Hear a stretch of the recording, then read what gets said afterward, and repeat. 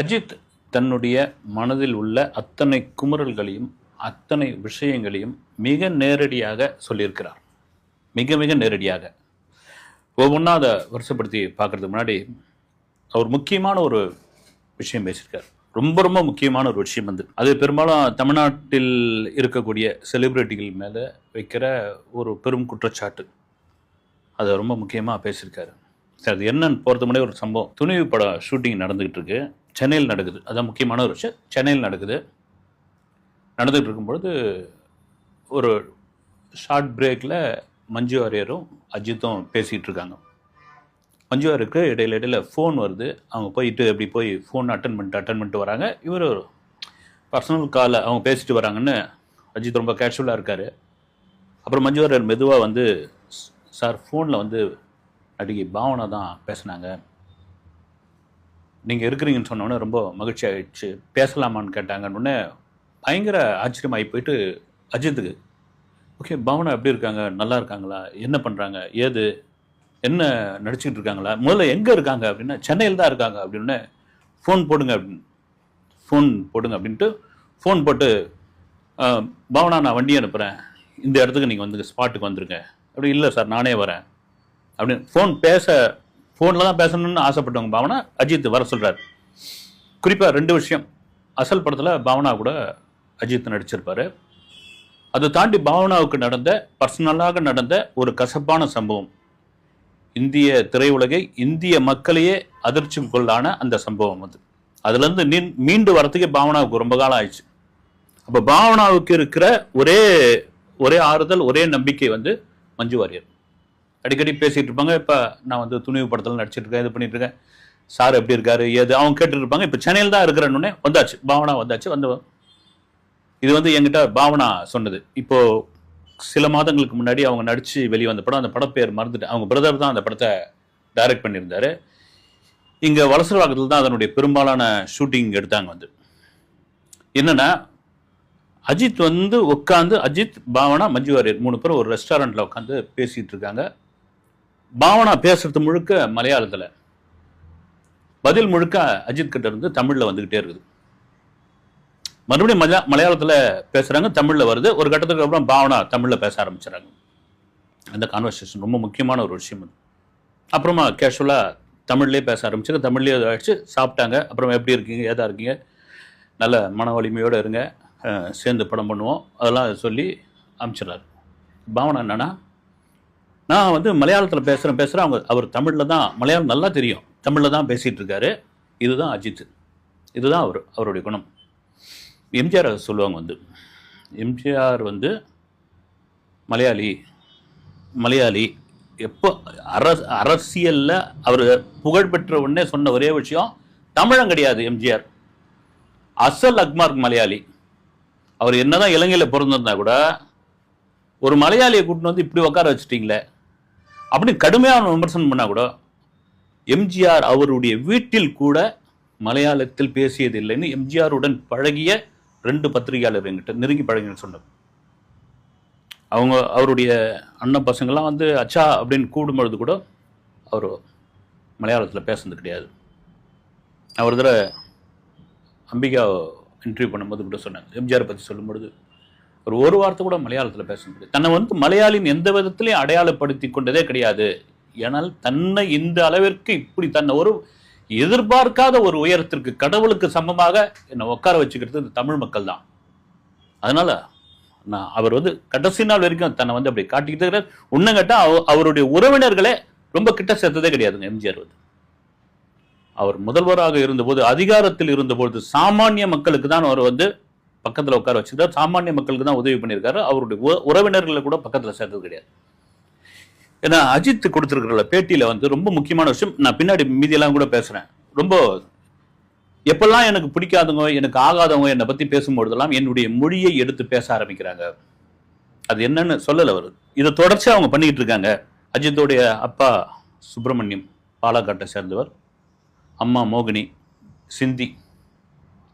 அஜித் பிறந்தது, வளர்ந்தது, படித்தது எல்லாம் இங்கே தான்.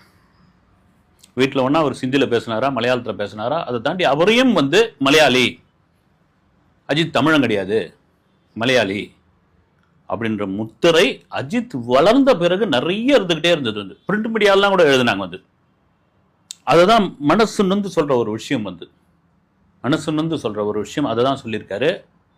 திரும்ப திரும்ப என்ன மொழி சார்ந்து நீங்க சொல்லிட்டு இருந்தீங்க, குற்றச்சாட்டு இருந்தீங்க. அதை பத்திலாம் கவலையே கிடையாது. ஒரு காலத்தில் இந்தியாவே நிமிர்ந்து பார்க்கிற அளவுக்கு, என்ன நிமிர்ந்து பார்க்கிற அளவுக்கு நான் ஒரு செயல் செய்வேன். அப்ப நீங்க எல்லாரும் தமிழன் கொண்டாடுவீங்க அப்படின்ற ஒரு விஷயம்.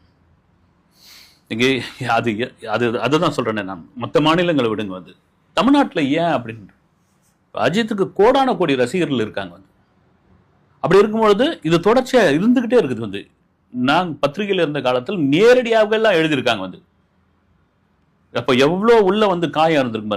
அஜித் எப்பவுமே பாத்தீங்கன்னா அந்த உள்ள வச்சுக்கிட்டே இருக்கிற ஒரு நபர். வந்து கனல் மாதிரி உள்ளவே வச்சுட்டு இருப்பார், மறக்கவே மாட்டார். எத்தனை வருடம் ஆனாலும் ஒரு நபரை பார்த்து விட்டால், ஒரு நபரிடம் பழகி விட்டால், எத்தனை வருடம் கழிச்சாலும் அவங்க பேரோட கரெக்டா சொல்றக்கூடிய ஒரு நபர். எனக்கு வந்து டிஆர் அது மாதிரி ஒரு இது உண்டு அவர்கிட்ட. நீங்க இப்ப பார்த்துட்டு ஒரு 5 வருஷம் கழிச்சு போனீங்கன்னா கூட உங்க பேரை கரெக்டா சொல்லுவார். அது மாதிரி தான் அஜித். அதே போல அவருக்கு ஏற்பட்ட காயங்கள், அவருக்கு ஏற்பட்ட சம்பவங்கள், அவருக்கு ஏற்பட்ட வழிகளை என்னைக்கும் மறக்காதவர். இப்ப அந்த மொழி விஷயத்துல அதுதான் பேசியிருக்காரு.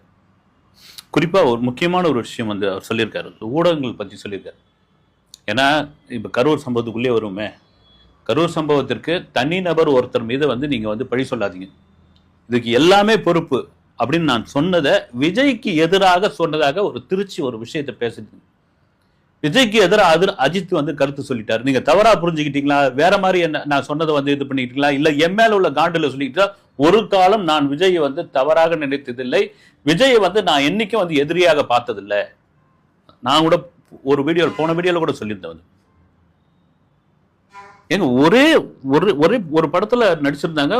ஒரு என்ன சொல்றது, ஒரு சகோதரர் மாதிரி தான் இருந்தாங்க அவங்க. வந்து அதுதான் அஜித் சொல்லியிருக்காரு. இதுக்கெல்லாம் காரணம் ஒட்டுமொத்தமா எல்லாரும் தான் காரணம். மீடியாவும் காரணம். மிக முக்கியமான ஒரு விஷயம், மீடியாவும் காரணம். அவர் என்ன சொல்றாருன்னா, ஒரு சமயத்துல சினிமா ரிப்போர்ட்டர், அரசியல், அந்த பீட் சொல்லுவாங்க, cinema beat, political beat, court beat, crime beat, இப்படி இந்த பீட்டு பார்ப்பாங்க. எல்லாரும் கலந்து கட்டி அரசியல் பேச ஆரம்பிச்சிட்டாங்க. எல்லாரும் கலந்து கட்டி ஒன்னா இது பண்ணி ஆரம்பிச்சிட்டாங்க. பிரிச்சு இந்த இதெல்லாம் போயிடுச்சு. ஊடகங்களுக்கு இதுக்கு பொறுப்பு. வந்து ஊடகங்களுடைய வளர்ச்சி வேற மாதிரி ஆயிடுச்சு, அதை தடுக்கவும் முடியாது. அஜித் சொல்றாரு, என்னுடைய தந்தை இறந்து போயிட்டாரு, ஒரு அறிக்கை ஒண்ணு கொடுத்திருந்தார், பிரமாதமான ஒரு அறிக்கை. வந்து என் தந்தை இறந்துட்டாரு, மிகப்பெரிய துயரத்தில் இருக்கிறோம் எங்க குடும்பமே, அந்த துயரத்துல இருந்து எங்களால மீள முடியல, இது எங்க குடும்ப சம்பந்தப்பட்ட விஷயம், இது எங்க உறவினர்கள் சம்பந்தப்பட்ட விஷயம், இதனுடைய இறுதிச் சடங்கெல்லாம் நாங்க வந்து எங்க முறைப்படி எல்லாம் நடக்கும், தயவு செய்து ஊடகங்கள் வந்துடாதீங்க பிளீஸ். இதை விட ஒரு நாகரிகமான அறிக்கை இருக்கே இருக்காது. அஜித் வீட்டுக்கு அந்த பக்கம் ரோட்ல வந்து கேமரா போட்டு வச்சிருந்தாங்க. சரி, அது போட்டாங்க, ரைட் விடுங்க. அங்கிருந்து எவ்வளவு ஜூம் பண்ண முடியுமோ ஜூம் பண்ணி எடுத்துட்டு இருந்தாங்க. ஆனா அஜித் ரொம்ப வேதனையா சொல்ற ஒரு விஷயம் என்னன்னா, என்னுடைய தந்தையுடைய ஊர்வலம், இறுதி ஊர்வலம், அந்த உடல், அந்த உயிரற்ற அந்த உடலை கொண்டு போகும்பொழுது அது எத்தனை கேமராக்கள் துரத்திட்டு வந்து தெரியுங்களா? ரொம்ப நான் அந்த சமயத்துல மிக கடுமையான ஒரு வீடியோ பேசியிருந்தேன். வந்து நான் பெசன் நகர் இடுகாட்டில் தான் அதுக்கான இறுதிச் சடங்கு அவங்க பண்ணியிருந்தாங்க. ஒரு எந்த சேனல் ஒரு கேமரா வந்து அந்த குழிக்குள்ளேயே விட்டுருவாங்க. வந்து அந்த அந்த இதுக்குள்ளேயே விட்டுருவாங்க. எவ்வளவு பெரிய ஒரு விஷயம். வந்து எவ்வளவு, ஏன் வராதிங்கப்பா, இது எங்க தனிப்பட்ட இதுவு, நீங்க வராதிங்க சொன்னா, ஆனா நாங்க அப்படிதான் வருவோம், அப்படிதான் பின்னாடி துரத்துவோம், அந்த பாடி அப்படிதான் காமிப்பாங்க அப்படின்றது தான் நான்சென்ஸ். இதெல்லாம் தாண்டி எந்த காலத்திலும் நான் விஜய்க்கு எதிரான ஆள் கிடையாது. ஏன்னா இந்த சமயத்துல நிறைய திருச்சி பேசியிருந்தாங்க. வந்து இந்த அஜித் விஜய் அஜித், இந்த கட்டமைப்பு, இந்த எதிரியான கட்டமைப்பை யார் கொண்டு வதுன்னு தெரியல. மீடியாவுக்கும் அதனுடைய பங்கு உண்டு, சமூக ஊடகத்திற்கும் அது மிகப்பெரிய பங்கு உண்டு. ஒரு கட்டத்தில் ட்விட்டர் ஓபன் பண்ணா அப்படி ஒரு சண்டெல்லாம் நடக்கும். ஒரு கரூர் சம்பவம், 41 உயிர்கள் பலி, அந்த சம்பவத்திற்கு ஒருத்த மேலேயே நீங்க வந்து டார்கெட் பண்ணி அடிக்கிறீங்க. அந்த ஒருத்தன் தானே காரணம், அவன் கிடையாதுயா, சாமானியனுக்கு கூட தெரியும். சமகாலத்துல நாங்க 2 பேரும் ஒன்னா வளர்ந்தவங்க தான். சினிமாவில் பெரிய மாசு 2 பேருக்குமே இருக்குது. ஆனால் இந்த பொலிட்டிக்கலுக்குள்ள, இந்த அரசியலுக்குள்ள வந்தா இந்த மாசு கீசு எல்லாத்தையும் என்ன தூசாக்குவாங்க. அதிகார மையம், அரசு இயந்திரம், இதை எதிர்த்து சாமானியன் போட்டி போட முடியாது, அது எந்த அரசாங்கம் இருந்தாலும் சரி. அதுதான் அவர் கண் கூட பார்த்த ஒரு விஷயம். அது ஒரு தனிநபர் காரணம் இல்லை, அவர் கூட மனசு நொந்து போயிருக்கலாம். ஒவ்வொருத்தரும் மகாபலிபுரத்தில் ஒவ்வொருத்தருடைய காலையும் விழுந்து விஜய் அழுதாரு, கதறினாரு அப்படின்னு. மேபி விஜய்க்கு கூட ஃபோன் பண்ணியிருக்கலாம், ஃபோன் பண்ணி கூட கேட்டிருக்கலாம், என்ன நண்பா என்ன ஆச்சு அப்படின்னு. திரும்ப சொல்கிறேன், அவங்க 2 பேருக்கும் ஒன்றும் வாய்க்கா வரப்பு தகராறு கிடையாது, அவங்களுக்கு ஒன்றும் குடுக்கல் வாங்கல் பஞ்சாயத்து கிடையாது. அதுதான் பேசியிருக்காரு. நான் என் பேட்டியில் சொன்னதுக்கு இளைஞர்களுக்கான சில விஷயத்தை நான் சொன்னேன். அந்த அந்த பேட்டியில் இளைஞர்கள் தவறான வழியில் போயிடுவாங்க. இளைஞர்கள் இந்த மோகத்தில் நீங்கள் உங்களை எழுந்துடாதீங்க, உங்கள் வாழ்க்கை தொலைச்சிடாதீங்க. அது ஓப்பனாகவே சொன்னவர். அஜித் வாழ்க, ஏகே வாழ்க, தலை வாழ்கன்றீங்க, நீங்கள் எப்போ வாழ போகிறீங்க? இதை விட ஒரு நடிகை என்னங்க சொல்ல முடியும்? இது கூட ஒரு நண்பர் என்கிட்ட விமர்சனம் பண்ணார். ஏங்க அஜித் வளர்ற வரைக்கும் இந்த ரசிகர்கள் தேவைப்பட்டாங்க, ஒரு அளவுக்கு வளர்ந்த பிறகு ஒரு உச்சத்தை தொட்ட பிறகு மன்றத்தை கலைப்பாரு, நீங்கள் பட்டம் வேணான்வாரு, எல்லாரும் விரட்டி விட்டுருவாரு, இந்த ஊர்லேயே எனக்கு பிடிக்கிற விரும்பலன்னுவாரு, இவங்கெல்லாம் என்ன நான்சென்ஸ்ன்னுவாரு. ரசிகர்லாம் ஏன் எப்படி நடந்துக்கிறாங்கன்றாங்க, துபாயில் எப்படி இருக்காங்க பாருங்க, யூரோப்பில் எப்படி இருக்காங்க பாருங்கன்னுவாரு. அப்போ அவர் வளர்ற வரைக்கும் தேவையா அப்படின்னா, அஜித் வளர்ற வரைக்கும் கூப்பிட்டாரான்னா வாங்க வாங்க. என் கண் கூட பார்த்துருக்குறேன், ஜி படத்தினுடைய படப்பிடிப்பிலும் பார்த்துருக்கேன், சிட்டிசன் படத்தினுடைய படப்பிடிப்பிலும் பார்த்துருக்கேன். அது தானா வந்த கூட்டம் தான் அஜித்துக்கு. அவராக மன்றத்தை வச்சு வாங்க வாங்க வாங்கலாம் கூப்பிட்டதே கிடையாது. அப்போ இருந்த ரசிகர் மன்ற தலைவர் ராஜா அவரே சொல்லியிருக்காரு, சார் இவங்கெல்லாம் வந்துடுறாங்க சார், நம்ம என்ன சார் பண்ண முடியும்? ஏன்னா ஒரு லஞ்ச் பிரேக்கில் எல்லாரு கூடயும் ஃபோட்டோ எடுத்துப்பார் அஜித். அது ஒரு கட்டத்துக்கு அதிகமாக போனதுனால்தான் அது வேணாங்கன்ட்டார். இதுதான் ஒரு வாழ்க்கை, அதுதான் ஒரு பழப்பா? வாழறதுக்கு எவ்வளோ வாழ்க்கை இருக்குது. இன்னைக்கு இளைஞர்கள் எவ்வளோ நீங்கள் அடுத்தடுத்த கட்டத்துக்கு முன்னேறணும். அதுதான் சொல்கிறாரு, நான் ஸ்போர்ட்ஸில் அதிக கவனம் செலுத்துகிறேன், கார் ரேஸ் போகிறேன், அரசாங்கத்துக்கிட்ட நான் ஸ்பான்சர் கேட்கறது இல்லை, அது கேட்பதும் மிகப்பெரிய தவறு, எல்லாமே என் காசு. அஜித் பப்ளிசிட்டி விரும்ப மாட்டார், பேட்டி கொடுக்க மாட்டார், அவர் ஆங்கில ஊடகத்துக்கு தான் பேட்டி கொடுப்பாரு. குறிப்பாக பார்த்தீங்கன்னா அவர் பப்ளிசிட்டியே விரும்ப மாட்டார். அப்படின் போது மோட்டார் ரேஸ் நடக்கிற போதெல்லாம் ஒவ்வொரு ஸ்டில்லாக வருது, ஒவ்வொரு வீடியோ வருது அப்படின்னா அது நான் விட்ட வீடியோ தான், நான் விட்டது தான். எதிர்காலத்தில் இந்த ஸ்போர்ட்ஸ் வளரணும், இதுல இளைஞர்கள் பங்கேற்கணும், விளையாட்டுக்குள்ள வரணும். 25 வருஷம் கழிச்சு என்னுடைய இந்த பேட்டி பெரிய அளவில் பேசப்படும், நிச்சயமா இந்தியா முழுக்க பேசப்படும். அவர் சொல்றது என்னன்னா, 10 வருடத்துக்கு முன்னாடி இந்த மோட்டார் ரேஸ் எப்படி இருந்தது, அதுக்கு 10 வருடத்துக்கு முன்னாடி எப்படி இருந்தது, மாறி மாறி வந்துருச்சு இல்லைங்களா? அதுக்கு தாங்க நான் இதை விளம்பரப்படுத்துறேன். அதனால தான் என் சோசியல் மீடியாவில் இதை போட சொல்றேன். இதுல ஒன்றும் தவறே கிடையாது. நான் என் படத்தை பத்தியோ, என்னை பத்தியோ, என் புகழாரத்தை பத்தியோ, என் சுய விமர்சனத்தை பத்தியோ நான் எதையுமே சொல்லலை. ஒரு ஸ்போர்ட்ஸ் பத்தி தான் நான் ப்ரொமோட் பண்ணிட்டு இருக்கேன். இந்த பேட்டி ஒரு 25 இயர்ஸ் கழிச்சு அப்படியாப்பட்ட ஒரு வைரல் ஆகும்.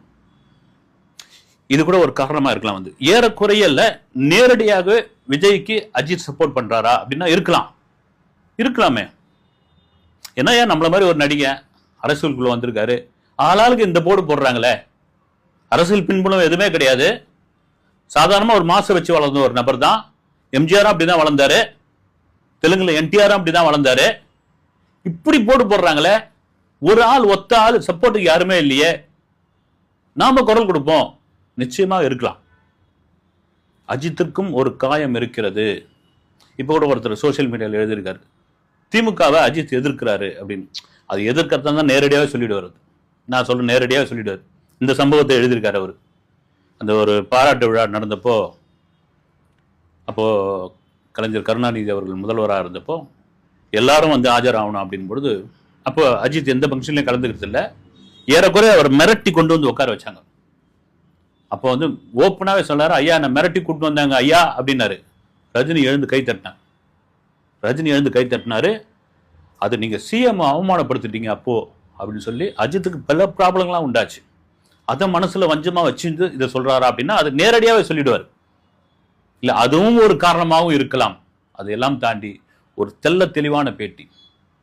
இதை கூட சொல்லியிருந்தாங்க, ஆங்கில ஊடகத்துக்கு தான் பேட்டி கொடுப்பாரா, அவர் வளர்றதுக்கு இந்த தமிழ் ஊடகங்கள், தமிழ் பத்திரிகைகள்லாம் காரணமாக இருந்தது அப்படின்னு. இப்போ ரங்கராஜ பாண்டே ஒரு இன்டர்வியூ எடுத்திருக்காரு, அது எப்படி எடுத்தாருன்னு தெரியல, டெலிஃபோனில் பேசுகிற மாதிரி இருக்குது.